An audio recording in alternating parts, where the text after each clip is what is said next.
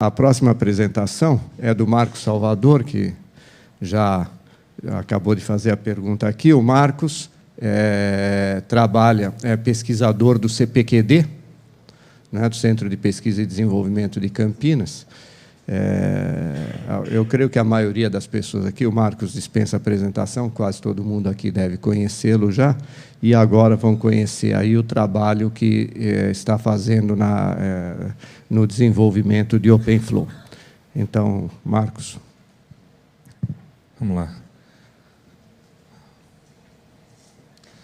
Bom, em primeiro lugar, não se preocupem com a quantidade de slides, eu escondi vários, mas eu quis deixar a apresentação o mais autocontida possível, porque entendi que ela vai ficar disponível depois para as pessoas baixarem, então facilita. Então, aqui eu não vou explicar o que é SDN, não vou explicar o que é OpenFlow. Esse aqui? Tá. Se eu passar o laser no olho de alguém, eu peço desculpas. Né? Tá, então, eu estou entendendo que o César, de certa forma, já abordou esse tema, e eu tenho certeza que muito bem, porque ele entende muito do assunto também. Então, a minha ideia aqui é falar um pouquinho, bem direto no assunto, em algumas das atividades de P&D e alguns dos resultados que a gente já gerou no CPQD.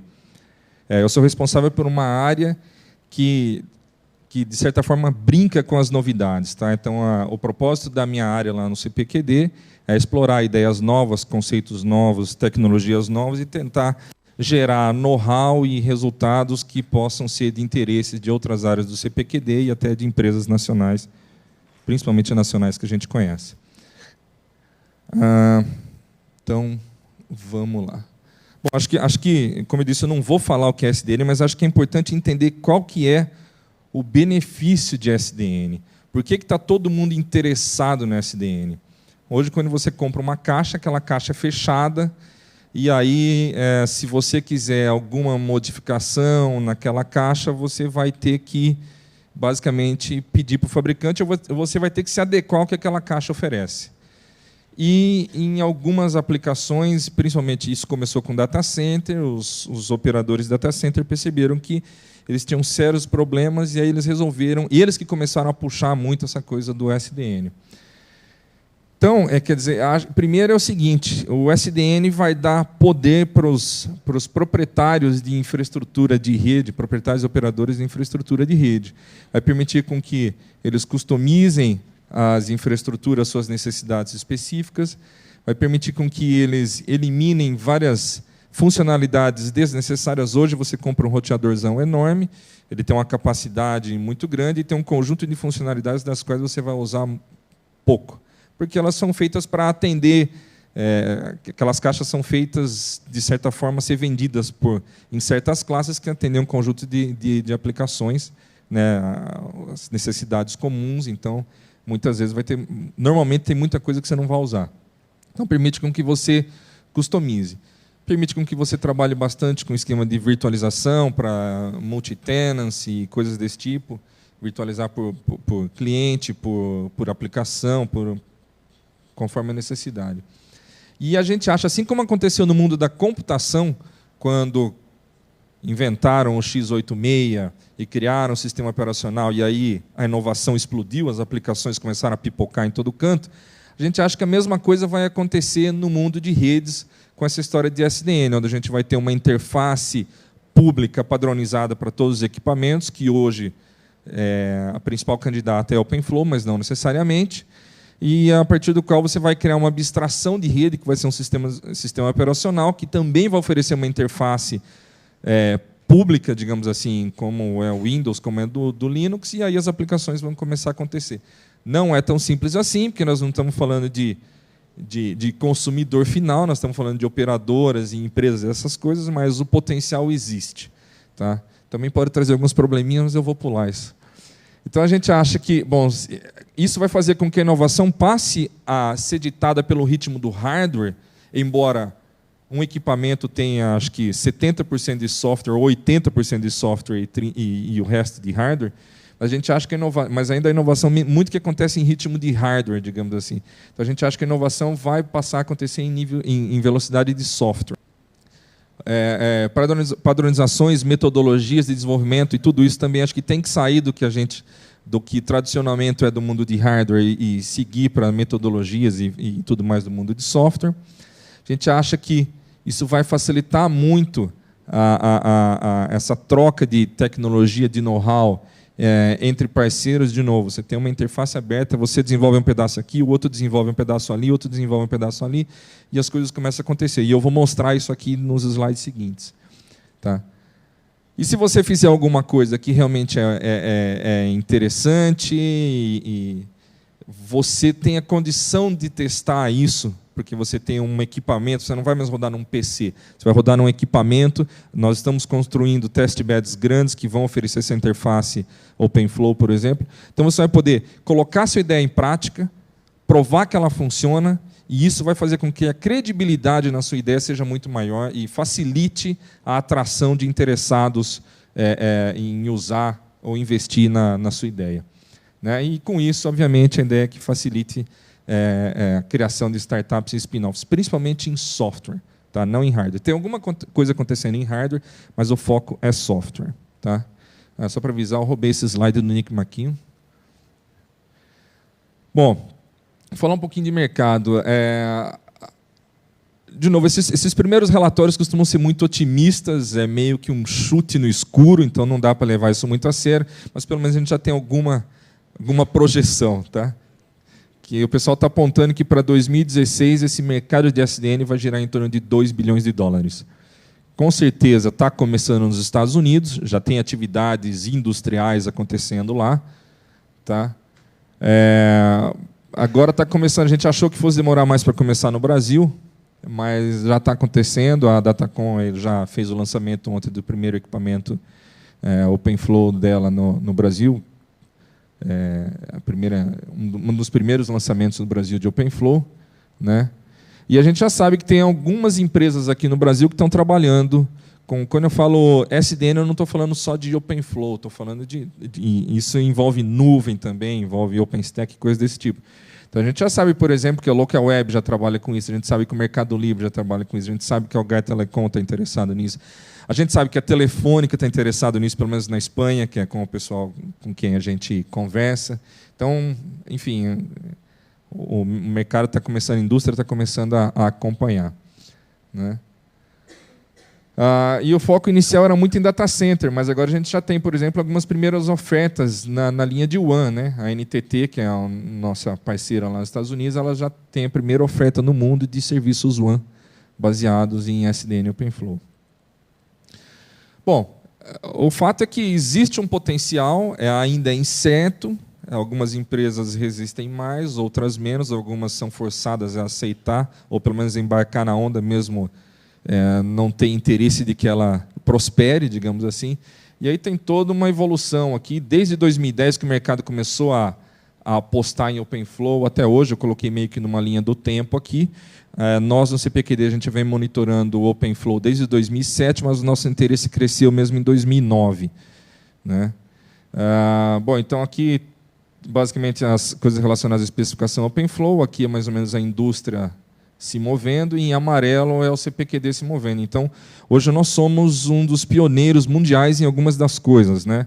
Então, nós fizemos o primeiro protótipo de um switch OpenFlow 1.0 em 2010, achando que na época já haveria um interesse da indústria, mas não houve. Então, enfim. E em 2011 nós desenvolvemos a primeira solução de roteamento IP para redes OpenFlow no mundo. Isso foi disponibilizado em código aberto, código-fonte, para quem quiser. Eu até tenho um gráfico que mostra uma comunidade que nós construímos em cima disso. No final de 2011, nós fizemos a primeira implementação do OpenFlow 1.1, aquela implementação de referência de Stanford do Soft Switch, com suporte aos extension headers de IPv6, também foi a primeira. Isso aqui é junto com a Ericsson, perdão. Agora, nesse ano, em agosto, nós fizemos o release de um toolkit do OpenFlow 1.2 para Soft Switch de novo, a primeira versão no mundo. Inclui o switch de referência, o controlador, inclui o depurador, inclui o testador. Tá? Até teve uma empresa que lançou uma versão antes, mas a gente sabe que não funciona. Mas, enfim, marketing é marketing. Agora, recentemente, nós iniciamos uma colaboração com a NTT Multimedia Communications Lab, na Califórnia. Um membro do meu time passando 6 meses lá, começou em agosto, né, trabalhar nessa ideia de engenharia de tráfego para redes IP, né, com MPLS, tudo nesse modelo de SDN OpenFlow. E agora a gente está para anunciar aí, oficialmente, em breve, essa parceria com a Datacom, onde a gente vai ajudar.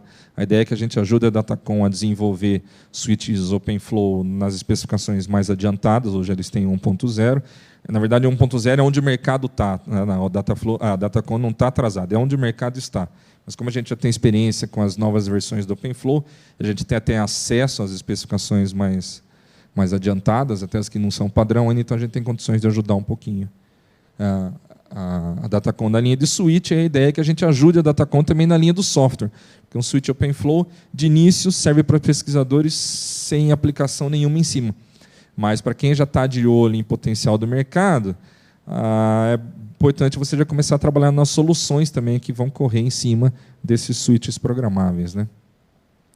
Agora, então, o que nós do CPQD nós temos olhado para a SDN como algo que abre oportunidades inéditas para o Brasil. Então, primeiro, a gente acha que essa é a primeira vez que a comunidade científica tem condições de realmente participar da definição de uma arquitetura e da tecnologia da internet do futuro. Acho que a gente tem aí as bases para ter impacto. Nós não tivemos essa oportunidade, vamos dizer assim, na primeira geração da internet. Acho que agora a gente tem, pelo menos do ponto de vista científico. E não estou falando da internet comercial ainda, mas do que a gente está chamando de internet do futuro. Tá? Segundo, eu acho que a gente tem condições de criar uma indústria competitiva de software, quer dizer, de hardware também, mas digamos que já existe uma indústria de hardware. A gente quer criar uma indústria de software competitiva. Acho que o maior potencial está no software e não no hardware. Tá? Então, acho que a gente tem condições aqui, o Brasil tem condições de realmente aproveitar esse movimento, todo esse foco em inovação que tanto se fala aqui no Brasil. Acho que a gente tem condições aqui de aproveitar a onda e criar uma indústria que a gente não tem. Tem possibilidades de gerar e explorar a propriedade intelectual, sem dúvida, e acho que a gente tem aqui uma grande chance também de qualificar os cientistas e engenheiros de amanhã. Nós temos uma dificuldade muito grande em conseguir alunos bem qualificados. A gente sabe que as próprias universidades têm dificuldade em conseguir alunos bem formados também, mas a gente acha que trabalhando a SDN abre essa oportunidade de você não só saber como se faz, mas saber fazer. Tá? Acho que a SDN abre essa oportunidade e isso vai ser muito útil. Bom, então vamos falar um pouquinho do que a gente tem feito, né? Então, na linha de roteamento avançado em SDN, dentro do projeto Giga, ontem até me perguntaram se o projeto Giga ainda existia. Existe o projeto e existe a rede, nunca foi desativado. Tá? Bom, então, em 2010, nós fizemos esse primeiro switch 1.0, OpenFlow, padrãozão. Tá? Não tem... Quando você olha para isso hoje, na verdade, não tem nenhuma novidade aqui. Basicamente, nós pegamos um switch que a gente tinha desenvolvido num outro projeto e colocamos OpenFlow nele. Tá? Basicamente foi isso. É um switch, não é um switch híbrido, é um switch só OpenFlow, não tem protocolo nenhum. É um switch bem burro. Tá? Porque a ideia é justamente que você faça as coisas em cima dele. A outra coisa que a gente está fazendo agora é um RODM, que é um comutador de lambda. Né?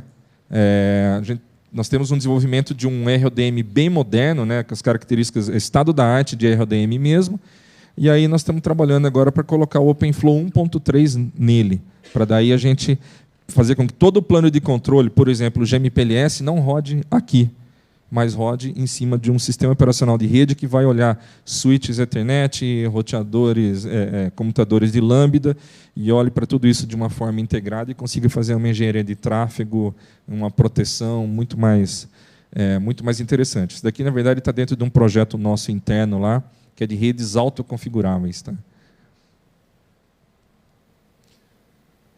Bom, isso aqui é basicamente uma explicação do que é OpenFlow. Então, o outro trabalho, que é o RouteFlow, qual que é a ideia do RouteFlow? A ideia do RouteFlow é que você pegue todos os protocolos de roteamento que tipicamente rodam dentro da caixa e você rode fora, numa nuvem, numa máquina virtual, em um PC, não importa. Tá? Então, o que a gente faz aqui, na sua forma mais básica, a gente simplesmente instancia uma entidade virtual para cada switch, interconecta elas da mesma forma que os switches são interconectados fisicamente, roda as instâncias de protocolo da mesma forma que elas rodariam aqui internamente, faz com que elas, na verdade, sigam o caminho físico, né, e não fiquem só no plano lógico, as mensagens entre os protocolos, e aí, basicamente, é como se elas estivessem rodando dentro. Tá? Obviamente, delay pode ter um atraso ou não, a gente tem algumas experiências, eu vou até mostrar uma delas, a gente vai ter mais informações no futuro, com o teste bed que a gente vai fazer. Mas aí, basicamente, aqui é interessante, porque, na verdade, o Routeflow ele só é uma soluçãozinha de integração. A gente usa Linux, a gente usa OpenFlow, a gente usa Nox e a gente usa, por exemplo, Quagga. A gente já testou com Quagga e com Zorp, a gente já testou com Nox, com Pox e agora vai testar com Floodlight, sem mudar um bit sequer em qualquer uma dessas peças. Tá? A gente só mexe, e eu não vou mostrar aqui a arquitetura, mas a gente só mexe nos componentes da nossa arquitetura, que são 3. Tá? Só algumas poucas 1000 linhas de código. Então, é muito simples. Então, aqui mostra, por exemplo, a possibilidade de você reusar muito que tem por aí de código aberto, que funciona. Tá? Então, tem um projeto agora, e a gente está envolvido nisso, entre o pessoal que fez o Quagga, a Google e a gente, onde a gente está trabalhando, o pessoal lá está tentando melhorar, transformar o Quagga numa pilha de roteamento com qualidade de produto. A gente está trabalhando para embarcar junto com a Google para fazer umas colas aqui para pegar informações da base de dados de roteamento e não só uma FIB calculada e fazer uma engenharia de tráfego eficiente. Mas tudo isso reusando muito do que está aqui. Tem muita gente já fazendo coisas em cima do Routeflow, porque o Routeflow também está disponível. A gente já tem contribuições também da comunidade. Então, isso aqui é uma prova de como SDN habilita esse tipo de coisa para aplicações reais. A gente já fazia isso com PC, certo? Testando isso em PC em laboratório. Mas agora é diferente. Agora você está fazendo em cima de equipamentos reais. Nós vamos ter test beds de larga escala. Tudo isso aumenta a credibilidade nos resultados que você vai aumentar, que você vai conseguir experimentar fenômenos que você não tem num laboratório, sem abstrações disso ou daquilo, é um equipamento real. Tá? Bom, e o Routeflow, aquela é uma versão muito básica. A gente pode trabalhar no modelo 1 para 1, onde eu copio a topologia física nesse mundo virtual, como é o exemplo passado. A gente pode trabalhar em esquemas diferentes, criando várias topologias virtuais distintas da topologia física. A gente já faz isso também. E a gente pode trabalhar na linha de simplificar a rede, onde você abstrai a rede como um único comutadorzão, e aí você elimina um monte das complexidades que você tem hoje. Tudo isso daqui a gente está trabalhando, tá? Com parceiros. Eu vou até mostrar alguns deles. Essa aqui é a primeira demo que nós fizemos no Open Networking Summit, em Stanford, na primeira edição lá em Stanford. Então, eu, o Christian e o Chris Mall, que é da Universidade de Indiana. Então, nós temos essa parceria com a Universidade de Indiana, que é um dos grandes promotores de SDN também. E, bom, isso aqui foi o primeiro field trial do Routeflow. O que o pessoal fez? O pessoal pegou um switch OpenFlow da Pronto, tem acho que 48 portas GB e 4 portas 10 GB, instanciou 4 roteadores, usando o Routeflow, ele instanciou 4 roteadores virtuais em cima desse único switch físico, rodando OSPF entre eles, e conectou com 2 roteadores Juniper, tá, em cidades, cada um numa cidade, falando BGP. Então, isso é uma coisa legal. O Routeflow ele fala, que está usando protocolos aí disponíveis, ele fala com o legado normalmente. Tá, então, essa aqui é uma demo que o pessoal lá sempre faz essa demo. Isso aqui está rodando continuamente agora lá na rede da Universidade de Indiana e funciona perfeitamente. Tá? Então, é uma mostra até que eles ficam brincando de derruba enlace. Eles criam, obviamente, um link virtual, né? Então, uma vilã, né, específica. Então, eles derrubam, sobem e ficam vendo como é que o sistema reage. Então, para essa aplicação aqui, que obviamente é minúscula perto de uma aplicação de uma operadora, por favor, não levem isso tão a sério, mas já dá para a gente ir brincando e pegando um pouquinho mais de confiança na solução. Isso aqui é a questão da interface, né? Então, nós também desenvolvemos interfaces gráficas, né, onde a gente vê topologia, vê os estados, vê as mensagens, tem a parte de gerência, tem tudo. Então, dá para ir brincando. Algumas novas interfaces, né, com Weather Map e coisas do tipo. Isso aqui é feito pelo pessoal lá de Indiana também.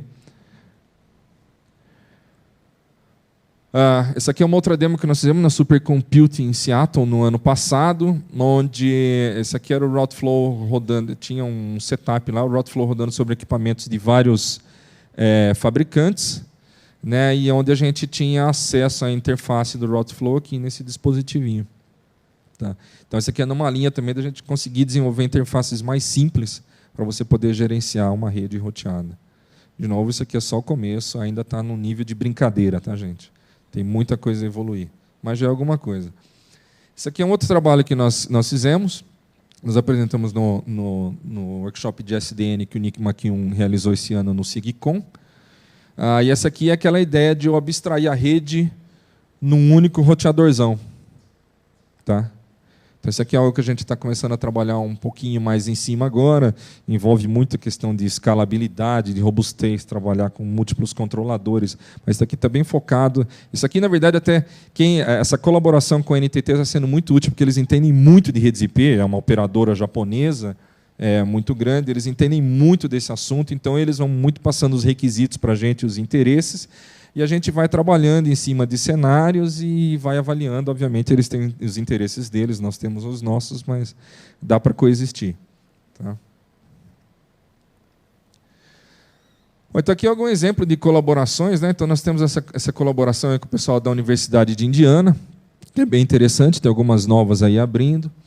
Tem essa aqui com o pessoal do serviço de BGP agregado, com o pessoal da Unihill, né, um pessoal muito bom também. A parte de toda a gerência SDN foi feita pelo pessoal da Google. Essa parte de seleção de melhor caminho BGP, que é aquela coisa de ter acesso a RIB, não a FIB, coisas desse tipo. A gente trabalha com a NTT Multimedia Communications Lab, lá na Califórnia. Nós temos esse trabalho aqui, que é um MPLS para o mundo OpenFlow, que a gente está fazendo junto com o pessoal do Quagga e o pessoal da Google. E tem mais algumas coisas aí pintando, mas eu quis colocar aqui mais o que a gente já está fazendo. Tudo isso aqui só na linha de roteamento avançado. Tá? Então, a gente tem aqui vários parceiros. Né? A UFSCar está aqui também, está aqui o Fábio Vrede, tem um aluno dele trabalhando nisso. Bom, e aí, como eu disse, nós disponibilizamos esse código para a comunidade, a gente mantém essa comunidade. Então, hoje, nós já temos mais de 1000 downloads. Tá? E não é só a universidade, nós estamos falando de Huawei, de Cisco, de NTT, de Google, Deutsche Telekom, Telefônica, todo mundo. Tá? Então, a gente não sabe quem está usando, mas a gente pelo menos sabe que baixou porque algum interesse criou. Então, nós temos aqui uma comunidade bem grande. Tem que correr, né? Estou atrasado? Tem quanto tempo? Caramba. Então, vamos lá. Então, deixa eu falar um pouquinho dos nossos desenvolvimentos aqui nas novas versões do OpenFlow. Esse aqui é um trabalho que a gente faz junto com a Ericsson Research da Califórnia e de Budapeste, né, Traffic Lab. Então, o OpenFlow, o pessoal da Open Networking Forum, eles têm um roadmap, e aí a Ericsson trabalha com a gente para que a gente ajude na implementação das especificações desse roadmap. A ONF agora está buscando uma implementação de referência, uma implementação em software de referência para o switch, e a gente está sendo um sério candidato para que a nossa seja essa implementação. Então, aqui, de novo, rapidinho, só para mostrar que nós fizemos essa implementação aqui de PV6 Extension Headers em OpenFlow. Isso aqui foi carregado para o OpenFlow 1.2, que nós liberamos recentemente. Gente, está aqui os links, só baixar.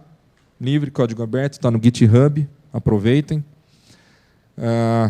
Esse aqui é só um exemplo de tudo que a gente fez. Então, nós fizemos, foi o switch de referência em software, foi toda a pilha de testes, toda a ferramenta Wireshark para fazer depuração das comunicações entre os equipamentos e o controlador.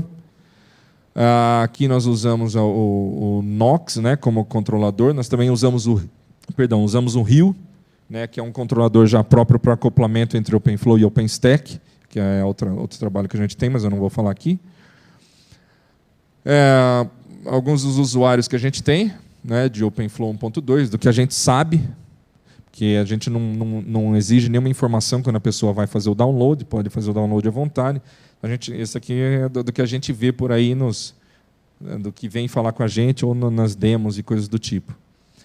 OpenFlow 1.3 está quase pronto. Agora, no final de novembro, a gente já solta só o switch, né, a implementação do soft switch do OpenFlow 1.3. Está aqui também o link do GitHub, fica à vontade. Esse features aqui, na verdade, eu tirei o slide, então não vai aparecer. Então, aqui a questão do roadmap, né? A gente acredita que em breve a gente já vai ter o essencial aí para já poder brincar com o OpenFlow 1.3. Tá? E é isso, gente. Tá, então, isso aqui é só uma amostra do potencial de colaboração e de inovação que SDN OpenFlow oferece. Tá? E aqui mostra, por exemplo, a gente conseguiu um destaque internacional muito grande, que a gente não conseguia nessa área antes, a gente conseguiu colaborações muito boas. Eu não estou falando, muitas delas não envolvem dinheiro, é interesse mútuo mesmo, onde um contribui para o outro, tá? Com grupos universitários. Então, nós estamos tentando trabalhar muito com a universidade agora, motivando e convencendo os professores a colocarem os alunos para trabalhar nessas linhas, onde a gente trabalha como orientadores, passando problemas e trabalhando junto para desenvolver soluções que possam ser de interesse. O nosso foco aqui está muito... Deixar bem claro, o nosso foco, CPQD, não está na pesquisa científica, está no desenvolvimento tecnológico para a indústria. Tá? Então, só para deixar bem claro, mas nós queremos muito, nós precisamos de colaborações, precisamos de alunos. Então, gente, quem quiser, está aqui meu e-mail, pode falar comigo no corredor, a gente troca cartão e colaboração muito bem-vinda. Obrigado. Obrigado. Pessoal, apesar do cara ser um infiel desvirtuado aqui, falar que não está preocupado com pesquisa científica, né? Apesar disso, ele tem 1 minuto aqui para responder perguntas a vocês. Aqui a gente permite isso. Então, perguntas... Até para explicar. Não é que a gente não está interessado, tá certo, me corrigiu bem. Questão de foco. Tá? Nós temos trabalhos de pesquisa científica também, mas nessa linha especificamente, o nosso foco maior está no desenvolvimento tecnológico. O Marcos, tudo bem? Curiosidade técnica, como vocês fazem o espelhamento de uma falha física no ambiente virtual, no Outflow, e quão rápido é isso? Tá. Vamos lá, nós fizemos esses testes. Como eu disse, a gente pode trabalhar com o Routeflow de 2 formas. A gente mantém as mensagens só entre as máquinas virtuais, no plano virtual, ou a gente faz as mensagens seguir o caminho físico equivalente à conectividade do mundo virtual, que é igual ao do mundo físico. Então, uma vez que as mensagens têm que seguir pelo caminho físico, qualquer falha que acontecer no caminho físico vai ser refletida lá automaticamente. Essa foi a forma mais fácil para a gente não mexer em nada e fazer a coisa funcionar da forma como ela funciona hoje. Pode otimizar? Pode. Assumindo, por exemplo, que o OpenFlow, o controlador, lá, o sistema operacional de uma rede OpenFlow, vai detectar essas falhas e vai sinalizar. Aí eu já não preciso mais fazer as mensagens seguir pelo caminho físico, eu pego as mensagens, essas sinalizações de falha e tomo as ações necessárias lá em cima. Eu já começo a customizar, né, a minha pilha de protocolos. Por exemplo, topologia. Hoje um controlador OpenFlow já coleta a topologia.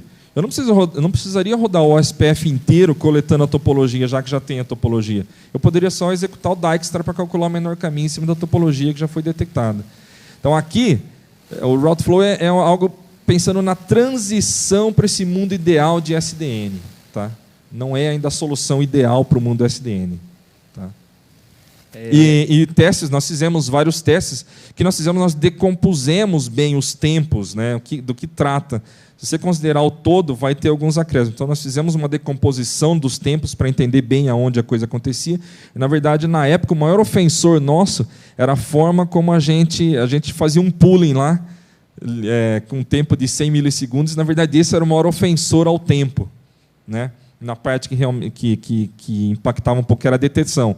Então, 100 milissegundos. Se você fez um pooling e imediatamente após ocorreu a falha, só 100 milissegundos depois. Agora nós temos uma versão mais nova, a gente precisa recalcular, onde a gente não faz mais o pooling, né? Então, em breve a gente deve soltar, acho que para o SBRC desse ano a gente solta um artigo com coisas, com dados bem mais interessantes. Mas, a princípio, o único problema que a gente detetou mesmo é quando acontece de não ter um fluxo identificado no switch e a mensagem ter que ir para o controlador. De resto, os tempos foram os mesmos para a simulação que a gente fez em laboratório, tá? Que é longe de uma aplicação real. Agora, a ideia é que a gente vai ter isso na rede Giga rodando, vai ter o Fiber, e aí a gente vai executar mais testes e ver como isso funciona. Como eu disse, o próprio pessoal lá de Indiana brincou bastante com isso, e eles não perceberam nenhuma mudança. Tá? Certo.